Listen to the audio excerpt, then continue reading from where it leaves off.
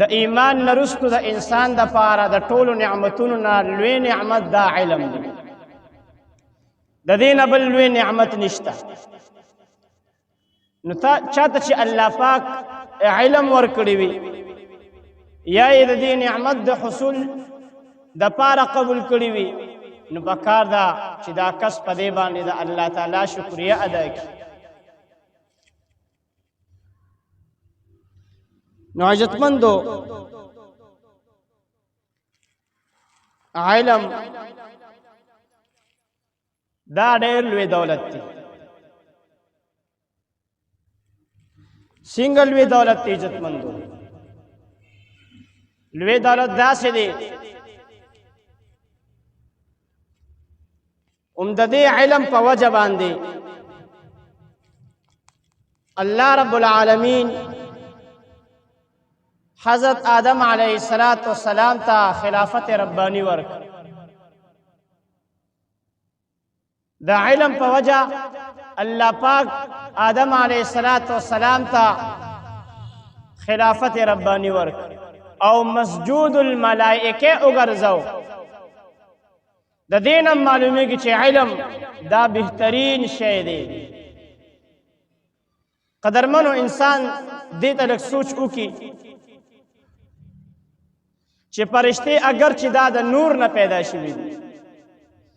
هر وخت د الله په عبادت کې مشغوله وي د الله نافرمانی نه کوي او حضرت آدم علیه السلام الله پاک د خټې نه پیدا کړی دی خو بیا الله رب العزت فرشتو ته دا حکم کوي چې اسجدوا لآدم فرشتو ته بیا الله پاک حکم کوي چې آدم علیه السلام ته سجده د تعظیم وکا د تعظیم سجده ورته وکا اخر د دې وجه سره فرشتې د الله نافرمانی نه کوي هر وخت 24 غنټې د الله په عبادت کې مصروفه او الله پاک د نور نه پیدا کړی دی آدم علیه السلام الله پاک د خټې نه پیدا کړی دی او بیا فرشتو ته الله حکم کوي چې آدم علیه السلام ته سجده د تعظیم وکا دا ولې نو دې صرف او صرف وجه دا ده چې آدم علیه السلام ته الله پاک علم الاسماء ورکړو د سيزونو نمونه امام رازی رحمه الله تفسیر کبیر کې یو ډیره عجیبه خبره لیکلې و چې کله آدم علیه السلام ته د مخلوقاتو د نمونو علم په وجه باندې دومره عزت حاصل شو چې فرشتو آدم علیه السلام ته د تعظیم سجده وکړه نو اوس چې کوم سړی د خالق کائنات د ذات او د صفات علم ورسره وي نو آیا هغه به د فرشتو د تعظیم مستحق نه ګرځي خامخا به ګرځي بلکې دی خو به د الله د طرف نه د اعزاز او د اکرام مستحق وي چې دی د الله صفات او د الله د ذات علم یو انسان سره وي یوسف علیه السلام په جیل کې او د یو خوب د تعبیر علم ورسره د خوبونو د تعبیر او د دقه د خوبونو د تعبیر د علم د وجنا د جیل نه رها شو علم ورسره نو علم دا ډېر لوی دولت دی علم ډېر لوی دولت دی زما عزتمندو د علماء یو ډیره عجیبه واقعه را نقل کړې ده یو ځل رسول الله مبارک صلی الله علیه وسلم د مازیګر مونځ کو او د مازیګر مونځ نه بعد د یو کس سره خبرې اترې کولې الله پاک پیغمبر علیه السلام ته وحی وکړه وی دا تاسو سره چې دا کم کس ناست دی او خبرې د سره کوي د ده په ژوند کې صرف یو ساعت پاتې دی یوه ګنټه پکې پاتې ده په دې وفات کیږي پیغمبر علیه السلام اقا سړي ته ووی وی د ستا په ژوند کې صرف یو ګنټه پاتې ده یو ګنټه بعد ته وفات کیږي هغه کس نبی د الله ته وی د الله رسوله یو داسې عمل لا ته وښایه اسم یو ګنټه پاتې ده په ژوند کې مې یو داسې عمل لا ته وښایه چې زه په جنت ته داخل شم پیغمبر علیه الصلاة والسلام ته وفرمایل د علم په زده کړه مشغوله شه د علم په زده کړه کې مصروفه شه پته ولګېده که د علم نه بل لوی نعمت وي نو پیغمبر علیه الصلاة والسلام به دغه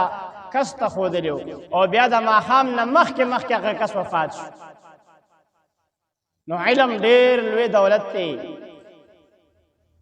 دا ډېر لوی نعمت دی نو د دې علم د لږو عمل نه د لږ عبادت نه د ډېر عبادت نه لږ علم دا بهتر دی د ډېر عبادت نه لږ علم بهتر دی نو د علم عزتمندو د دې په احادیث مبارکو کې ډېر لوی فضائل راغلي دي علم دا د انبیو میراث دی دا د انبیو میراث دی ابو هريره رضی الله عنه یو ځل په بازار تېرېده او خلکو ته ووی د پیغمبر اسلام میراث په جمعه کې تقسیمیږي خلکو دکانونه بند کړل په منډه لاړل مسجد ته واپس راغلل ابو هريره صاحب ته وی تا خو وی چې هلته کې د پیغمبر میراث تقسیمیږي وی خلته جمعات کې خلکو څه کول وی چا علم زده کو چا عبادت کو چا ذکر اذکار کو څوک په درس و تدریس کې مشغول وي دغه د پیغمبر میراث دی کنه نو علم د پیغمبر میراث دی عزتمندو عجیبه خبره ده په دنیا کې درې سیزونه دا ډېر عام دي یو علم یو انجینری او یو ډاکټري دا علم دا پکې بیا ډېر بهترین دی ولې که ډاکټري وګورو ډاکټر دا په حیواناتو کې شته انسانانو کې خو شته او حیواناتو کې شته زمونږ علماو لیکلي دي په دې اطرافو کې غریزو علاقو کې چې کله مرغۍ زخمی شي نو دی یو بوټي دی بوټي هغه بوټي هغه روباسي وړوکي بوټي وي د هغې جرله روباسي او هغه ځان له جالې ته یوسي جالې ته جالې کې کېږدي دغه مرغۍ هغه خپل زخم دغه جالې دغه بوټي پسې راکاږي او الله پاک یې هغې سره ټیک کوي ډاکټران په حیواناتو کې شته مرغانو کې شته بیزو وګورو هغه چې اول خوراک کوي اول نو خوراک کوي لومبی بین کی دا غین بعد الله پاک د دې پس په موږ قدرتي لیبارټری لګولې ده قدرتي نو ډاکټران په حیوانات او مرغانو کې مشته او انجینری دا په مرغانو کې شته وګورو څومره عجیبه جال ځان له جوړي څومره یو منظم شکل سره ځان له جال جوړي او یو واحد داسې علم دی عزتمندو واحد داسې علم چې دا الله پاک هر چاته نه ورکوي او انسانانو ته الله پاک ورکوي خو انسانانو کې بیا الله پاک هر انسان ته دا نه ورکوي بلکې الله پاک په خپلو انسانانو کې چاڼ وکړي بیا ول الله پاک علم ورکړي علم دا د الله صفت دی دا علم سره چې د کوم انسان تعلق راشي واسطه راشي الله پاک بیا ځکه علم منور دی علم رڼا ده الله پاک هغه انسان بیا اوچمکوي په دنیا کې مونږ تاسو وګورو د علماو څومره قدر کوو څومره قدر یې کوو دا ولې دې سره علم دی د الله صفت دی ورسره به هر حال عزتمندو نو دا علم دا ډېر لوی دولت دی علم امام ابو یوسف رحمه الله فرمایي العلم عز لا ذل فيه ودا علم دا یو داسې عزت چې په دې کې ذلت نشته علم داسې عزت چې ذلت پکې نشته يحصل بذل لا عز فيه خو حاصلېږي په ذلت باندې عزت پکې نشته په ذلت باندې به حاصلې ځکه تواضع انکساری عاجزی بکې د استاد نه به بېعزتۍ خورې وال به خورې سزاګانې به خورې نهارې نهورې به تېرې یخنۍ ګرمۍ ته به نه ګورې بیګ پرې په اوږه باندې چولې مدرسې ته به روانې نو په حاصلولو د علم په حاصلولو کې بیا عزت نشته او چې حاصل دې که نو بیا پکې ذلت نشته مونږ تاسو وګورئ کم یو عالم د شریعت په حدودو کې دننه د شریعت په حدودو کې دننه کم یو عالم الله پاک ورته ذلت او رسوایي ورکړې ده یو عالم هم داسې نشته چې الله پاک اگر چې موت خپل کوشش کو چې عالم بې عزت کو او الله پاک د دغه بې عزتۍ نه الله ساتي نو به هر حال علم عزتمندو حدیث مبارک کې راځي کله چې انسان وفات شي دا رجسټر بند کړی شي د نیکو اعمالو سلسله ثواب دا بند شي صرف د دریو څیزونو ثواب دا انسان ته چې په قبر کې پروت وي هم ورته رسېږي په قبر کې چې پروت وي د دریو څیزونو ثواب او اجر ورته بیا هم رسېږي نور هر څه بند دي یو صدقه ده صدقه جاریه دې کړې ده مسجد جماعت کې علم عالم طالب لا په مرکز کې په دې کې تا یا کونډ روندو لا یتیمانانو لا هغې باندې تا صدقه کړې ده دقه صدقه ته په قبر کې پروتي او دقه صدقه به تا ته فایده در رسي په جماعت کې دې پکې ولګو دا پکې لګېدلې دي پکې ته چې څومره لاندې څومره خلک منځونه کوي د هر یو انسان په عبادت کې به د ستا لپاره اجر وي د هر انسان د هر عابد په عبادت کې به ستا لپاره اجر وي ته په قبر کې پروت اجر به تا پسې لیکل کېږي رجسټر به دې کولو وي تا پسې به سلسله جاري او دویم نمبر علم دی علم هغه علم چې د هغې نه نفع اخیستل کېږي انسان دې په دنیا کې علم وکړو هغه نورو ته وښودو بیا هغه نورو ته وښودو سلسله جاري ده نو عالم وفات شي د هغه شاګردانې هغه بیا که علم خوري نو عالم په قبر کې پروت دی دته به دقه علم اجر سلسله ثواب دا به ورته جاري وي د دې سلسله به جاري دا نه بندېږي دقه علم او دریم نمبر نیک اولاد نیک اولاد چې د ستا دپاره په دنیا کې دعاګانې کوي دقه دعاګانې او دقه نیک اولاد دا به د ستا په قبر کې په کار راځي دا به په کار راځي بچې دي او د دنیا سره سره د دین تعلیم هم وکړو د ستا د مور پلار د حقوقو نه خبر دی چې مور پلار وفات شي او دقه نیک عمل انسان دقه بچې دې ژوندي وي ضرور به ضرور به دقه بچې ته دعاګانې کوي او دقه دعاګانې دقه نیک اولاد دا به په قبر کې په کار راځي ته به په قبر کې پروت او تا پسې به ثواب لیکلی کېږي هلته به د رجسټر کولو نو دا درې څیزونه د دې د ثواب سلسله د انسان ته په قبر کې جاري وي نو به هر حال عزتمندو دا علم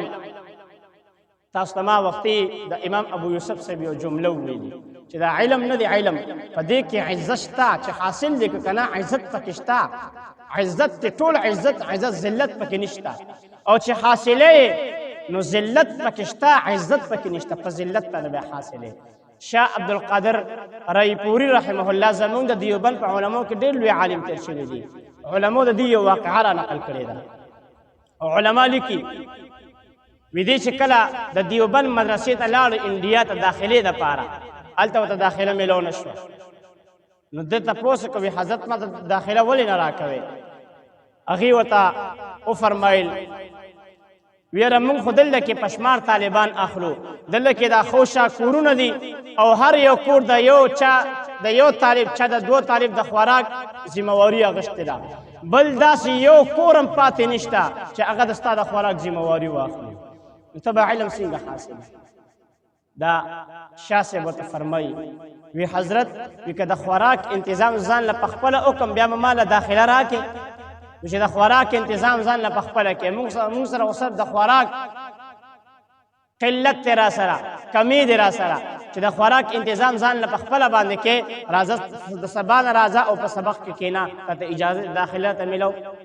داخله چې نه درکو صرف د خوراک د وجې ده چې خوراک نشته تعالی به خوراک څوک درکوي بل داسې کور خو نشته لکه دلته چې عام طور طلبا وي نو هر یو کور ولا نمبر مقرر کړی وي او روټۍ ولرو بس دا صدقه ده خو زه به هر حال وي داسې بل کور نشته ورته وایي سید جي زه به د خوراک انتظام ځان له په خپله باندې کومه او ما له داخله راکړي داخلې وله ورکړه نو دغه شاه صاحب ټوله ورځ به د طالبانو سره په درس کې ناستو سبق پوي د شپې ناوخته پورې به طالبانو تکرار کو بیا به مطالعه کوله سټډي به کوله د شپې ناوخته پورې ټوله ورځ به نهاره تېره کړه ټوله ورځ او چې کله به د شپې ناوخته طالبان اوده شو نو ده به د استاد نه اجازت راواغست چې ویره جي ما اجازت راکړه دی به بهر روته بهر بازار کې د فروټو یا د سبزیو دو دوکانونه نو هلته به راغی هلته کې به د کیلو یا د سبزی پوستکي به پراتو د کیلو یا د بل څه پوستکي به پراتو هغه به راواغشتل او هغه به راوړل مدرسې ته هغه به ځان له ووینځل په اوبو کې به خوشته کړل هغه به یې خوړل هغه پوستکو باندې دی شاه صاحب د علم کړی دی هغه پوستکو باندې او بیا ته الله پاک ډېر د الله ولی جوړ نو ګوره د علم په حاصلولو کې ذلت شته عزت پکې نشته او چې علم د حاصل کو نو بیا پکې عزت شته او ذلت پکې نشته مو ته وګورو عالم د زمو ستانه کشر وي او مو ته په لار روانې په لار ته نه مخکې کېږي ولې د سره علم دی او علم عزت کې ذلت پکې نشته مو ته عزت کو مو ته قدر کو نو زه به هر حال عزتمند یو میسج راغلی او ډېره عجیبه خبره یو عالم کوله وی کله چې د خپل زوی نه صرف ډاکټر جوړ کړ یا د صرف پروفیسر جوړ کړ صرف انجینیر دې جوړ کړ او د دین علم دې ورته ونه ښود نو وی بیا به پلار او مور به ډېر په احتیاط خبرې کوي چې زما دا بچی خفه نه شي مور او پلار بیا په احتیاط خبرې کوي او که نه دا بچی نه دې قاري جوړ کړ عالم او مفتی دې نه جوړ کړ بیا به د بچي احتیاط سره خبرې کوي دا مور پلار مې نه خفه نه شي دغه فرق یې پکې عزتمندو په خپلو بچو باندې علم وکړو دا د مدارسو د داخلولو ورځې دي اوس نو هر یو کس چې د چا بچي وي یو بچی خامخا علم ته وقف کې علم ته خامخا قسم په خدای علم به د بچیو کې مزې به دستا وي مزې په دنیا کې به د مزې وي ودا دا پلانکي عالم پلار دی یادوي به په دین هم باندې او آخرت کې خو بیا مزې دي هلته خو بیا مزید ټولې نو زه به هر حال عزتمندو په خپلو بچو باندې علم خپل بچي کم از کم یو بچي دا خامخا دین ته وقف کو مدرسې ته وقف کو علم ته وقف کو علم ته کم از کم چې بیا زمو ستا سبا زمو د ستا قدر کوي مونږ د حیات آباد کې خیرې خبره کوم حیات آباد کې حفظ کو په 2011 کې او هلته ټول خلک ښه مالداره دي تاسو به ډېر کسان تلي هلته زمونږ په دغه وخت کې یو مړی وشو زمونږ مدرسې سره خوا کې او بچې په لندن کې ډاکټران څوک په لندن کې څوک په انګلینډ کې او چې هغه پلار وفات شو پلار جنازې ورته مخې ته پرته وه په پیسو یې وله خلک نیولي وي زما دا پلاره درې ته یوسي هغه بچي چې دین یې ورته نه دی ښودلی جنازې د پلاره مو نه کړه د پلار کټ یې موچت نه کړه نو کم از کم چې دی حال تخپل ځان دی حد تخپل ځان پرېنږدو چې سبا بیا زما بچي زما جنازه نه کوي زما بچي زما جنازه زما په خپل اوږو باندې نه اوچتوي زما بچي په ما باندې بیا خاورې نه راولي زما بچي بیا ما ته دعاګانې نه کوي نن چې زه خپل بچي ته دین نه ښیم او صرف د دنیا تعلیم ورته ورکړم د دنیا تعلیم هم ضروري دی دا هم ضروري دی عزتمنو دنیا تعلیم هم پې کوئ خو د علم تعلیم هغه هم شاته نه غورځوي نو که صرف د دنیا تعلیم دی پې وکړو سبا به د بچي لمونځونه داسې ډېر داسې مونږ لیدلي دي پلار یې وفات شوی دی او هغه په خپله باندې لمونځ نه کوي چې څوک په خپله لمونځ نه کوي ځان ته دعا نه کوي به پلار ته څه وکړي مور ته به څه دعا وکړي نو کم از کم عزتمندو په خپل یو بچي باندې خامخا علم وکړو خو هم ده که نه جي